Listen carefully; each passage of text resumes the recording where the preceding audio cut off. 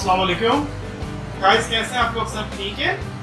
अच्छा गाइस, आज के वीडियो में एक आपको कीबोर्ड से रिलेटेड मैंने एक छोटी सी चीज़ बतानी है कि मोस्टली कोई भी किस्म का कीबोर्ड हो उसके अंदर एक प्रॉब्लम आ जाती है, या तो उसकी कोई की काम नहीं करती है या उसका एक होता है कि एक पूरी साइड ये पूरी स्ट्रिप है ये बंद हो जाती है। कोई भी मतलब इसके अंदर रीज़न आ जाता है।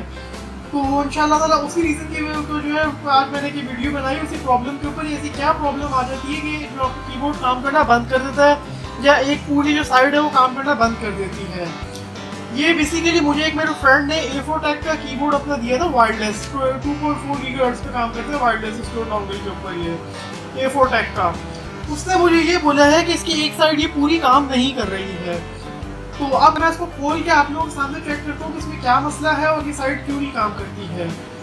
तो चले guys, let's start the video.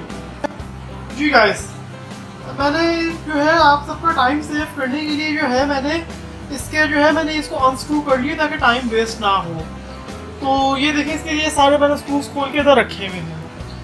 तो आप लोगों ने जो है बस ये सिंपली इसका पीछे का जो बैक कवर है उसको उठा लेना आप लोगों ने। और अगर सबसे पहले तो आप लोग किसी फैन वगैरह के नीचे बैठ के काम करें, सबसे पहले आप लोगों को फैन ऑफ कर देना है, क्योंकि उसका रीज़न है कि इसके जो छोटे छोटे जो रबर्स होते हैं जो इसके स्ट्रिप के ऊपर जो प्रेस करवाते हैं इसको, ये अगर आपसे मिसप्लेस हो जाएंगे तो ये जो है फिर इसको ढूंढना आपके लिए मुश्किल हो जाएगा। सबसे पहले आप लोग क्या करें, जो उसके रबर्स जो आसपास उसके आ रहे हैं सबको आप हटा लें। उसके बाद आपने क्या करना है, ये इसका बेसिकली स्ट्रिप पेपर होता है जो इसको जो है कंडक्ट कराता है, जो यहाँ पे कमांड भेजता है इसके मेन सर्किट के अंदर। तो उन्होंने, मेरे फ्रेंड ने मुझसे ये कहा था कि इसकी एक साइड जो है ये पूरी तरह से काम नहीं कर रही है। सबसे पहले आप लोगों ने ये जो है मिनी स्क्रू ड्राइवर ले लेना है। ये इससे आप लोगों ने जो है इसके ये सबसे पहले स्क्रूज आपने रिमूव कर देना है साइड से। And one more thing guys कि हो सकता है शायद आप लोगों का कीबोर्ड सही ना भी हो। उसका रीजन मैं भी आपको आगे चल के बताता हूँ कि क्यों नहीं हो सकता है। क्योंकि अगर तो ये कीबोर्ड के अंदर जिस तरह से मैं आपको दिखाता हूँ, ये इसकी मेटल की पट्टी है और ये सारा इसका रबर है जो उसको यहाँ पे कंडक्ट कराने के लिए इसकी जो टिप्स है इसको हेल्प करता है कॉन्टैक्ट्स को। ये देखें, इसका स्ट्रिप उतर गया है। गाइस, मोस्टली इस स्ट्रिप के अंदर प्रॉब्लम आ जाता है। मैं थोड़ा सा आपको फोकस करके इसको दिखाता हूँ। मैं आप लोग एक देख सकते हैं, इसके कार्बन्स हैं छोटे छोटे इसके अंदर जो है। ये बेसिकली ये यहाँ पे इसका जो सर्किट जो है इसके साथ कांटेक्ट होते हैं यहाँ पे। तो बाज़ दफ़े ऐसा होता है कि कार्बन्स ओल्ड हो जाते हैं या इसके अंदर कोई भी मतलब जो है अजीब गंदी सी कार्बन टाइप अगर चीज़ आ जाए कार्बन्स के ऊपर, तो ये आहिस्ता आहिस्ता जो रब ऑफ होना शुरू हो जाते हैं। तो उस केस में आपको एक कीबोर्ड रिपेयर नहीं हो सकता। तो अगर तो आपके पास कोई पुराना टूटा हुआ कीबोर्ड पड़ा हो जो बिल्कुल सेम इसी की तरह का हो, या मतलब उसका जो ये स्ट्रिप पेपर जो है ये आप लोगों को कहीं से मिल जाए जंक वगैरह से, तो आपका काम चल सकता है। Otherwise then I am really sorry, आप लोगों को कीबोर्ड सही नहीं हो सकता। तो मैं भी इसके ऊपर ट्राई करूँ, आई एम नॉट श्योर कि सही होगा या नहीं होगा। तो एक दफ़ा क्योंकि मैंने पहले 2 कीबोर्ड्स रिपेयर कर चुका हूँ, वो इस मेथड से सही हो गए हैं। तो इसको भी ट्राई करके देखते हैं कि होता है सही या नहीं होता। क्योंकि मेरे फ्रेंड ने मुझे सिर्फ ये कीबोर्ड दिया, उसने मुझे इसकी डोंगल नहीं दिए, तो मैं इसलिए इसको चेक नहीं कर सकता। ये देखें गाइस, सबसे पहले आप लोगों ने एक टिश्यू पेपर के ऊपर हल्का सा परफ्यूम स्प्रे कर लेना है। उसके बाद आपने सबसे पहले इसके जो सर्किट के जो कॉन्टैक्ट्स है उसके ऊपर अच्छी तरीके से आपने रब कर लेना है इसको, ताकि जो भी इसके ऊपर जो गंद है कार्बन वगैरह वो उतर जाए एक्स्ट्रा इसके ऊपर से। ये देखें गाइस, ये देख रहे हल्के हल्के इसके ऊपर से डिपॉजिट्स जो है वो उतर रहे हैं। ये देखें, थोड़ा सा और इसको परफ्यूम से साफ कर लेते हैं।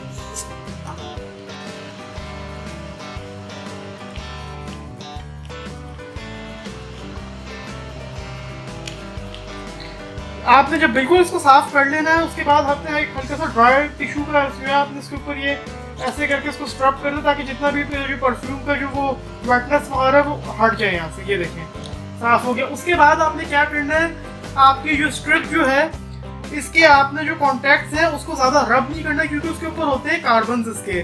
वो अगर ऊपर से इसके रिमूव हो जाए तो फिर ये पेपर बिल्कुल बेकार हो जाता है। आपने बस हल्का सा इसके ऊपर भी ऐसे करना है, थोड़ा सा परफ्यूम स्प्रे करके इसके ऊपर, और आपने जो है ना इसके कार्बन्स को ऐसे ऐसे करके रब कर देना थोड़ा थोड़ा करके।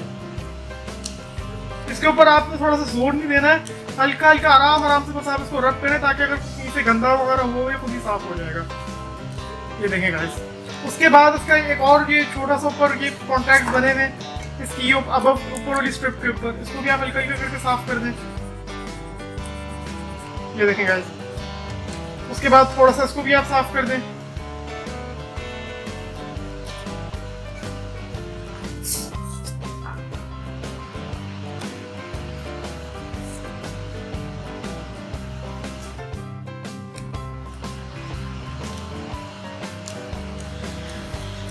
ये देखें, ये सब क्लीन हो गया यहाँ से।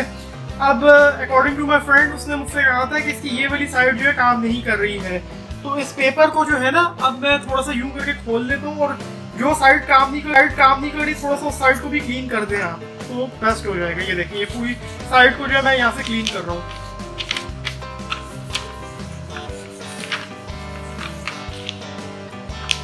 ये देखिए गाइस, ये हो गया क्लीन। अब यही कह सकते हैं कि हम लोग एक तरह से ट्राई कर रहे हैं कि कीबोर्ड सही होता है या नहीं होता, ये तो बाद में ही पता चलेगा, क्योंकि 90 से 80% चांस होता है कि आपका जो कीबोर्ड है वो चल जाता है, और बाज़ दफ़ा जो होता है इस तरह से होता है कि अगर ये पेपर ख़राब हो जाए या मतलब कोई भी इसमें कोई प्रॉब्लम आ जाए, तो ये जो है तो कीबोर्ड सही नहीं होते हैं, क्योंकि ये सर्किट्स जो होते हैं ये ख़राब नहीं होते, इनमें खराबी आ जाती है। तो अगर तो आपको वही बात है, कहीं से अगर आपको कोई पुराना टूटा हुआ कीबोर्ड मिल जाए, या आपको कहीं से जो है मतलब इसका ये पेपर किसी भी कीबोर्ड से मैच करता हुआ मिल जाए, तो आपका काम चल सकता है। अदरवाइज पर आपको कीबोर्ड नया ही परचेज करना पड़ेगा। तो मैं ज़रा फटाफट से स्क्रूज में लगा लेता हूँ उसके ऊपर।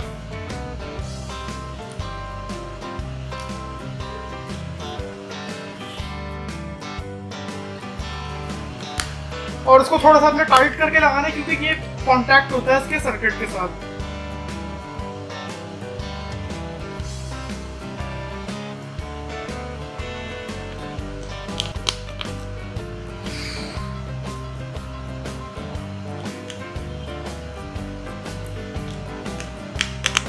ये देखिए गाइस, ये स्क्रूज इसके लग गए हैं। इसको एक दफा फाइनलाइज आप और कर लें, इसको थोड़ा सा।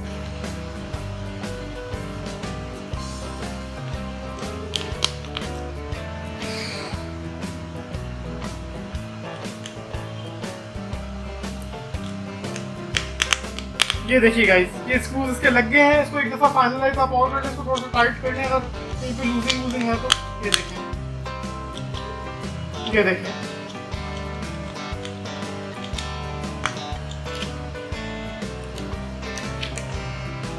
अब आपने जो है जिस तरह से रबर जिस तरह से इसके रखे हुए थे उसी तरह से रख दें। अब इसको मैं जरा जल्दी के साथ इनको एडजस्ट करके फिर आप लोगों के पास आता हूँ। जी गाइस, अब आप लोग देख सकते हैं कि मैंने इसके सारे जो रबर जो मैंने एडजस्ट करके इसके अंदर रखी और उसके स्ट्रिप को जैसे मैंने खोला था वैसे ही मैंने वापस से इसको बैठा दिया इसके ऊपर।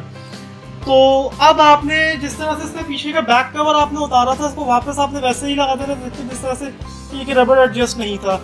आपने मेक श्योर कर लेना कि जैसे आपने रबर उतारे थे आपने वैसे ही इसको वापस लगाना है।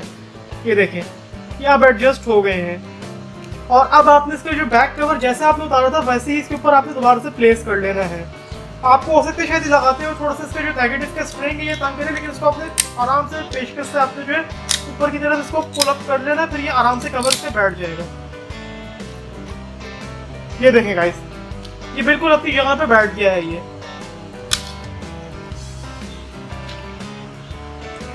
अब मैं बिल्कुल इसके जो है मैंने जिस तरह से स्क्रूज मैंने खोले थे वैसे के वैसे इसकी मैं स्क्रूज लगा देता हूँ, और उसके बाद फिर जो है अल्लाह का नाम लेके मैं अपने फ्रेंड को दे दूंगा। तो मेरा ये वीडियो बनाने का मकसद बेसिकली यही था कि आप लोगों को मैं ये बताना चाह रहा था कि अगर आपका कोई कीबोर्ड ख़राब होता है या मतलब उसका एक साइड काम करना छोड़ देती है, तो आप उसको जो है फेंकने से पहले या उसको डिस्पोज ऑफ करने से पहले आप उसको एक दफ़ा खोल के और ये स्टेप्स फॉलो करके देख लें। May be it totally depends on your luck कि हो सकता है शायद आपका कीबोर्ड सही हो जाए, इफ नॉट सो तो फिर आपको चेंज ही करना पड़ेगा। तो बस ये मेरी छोटी सी एक वीडियो थी, इसके बाद अब इसके मैं स्क्रूज लगाकर अपने फ्रेंड को दे दूँगा, फिर पता चलेगा चला नहीं कर पाएगा। Alright guys, I hope you like my video, please subscribe to my channel, stay happy and stay blessed all of you. अल्लाह हाफिज़।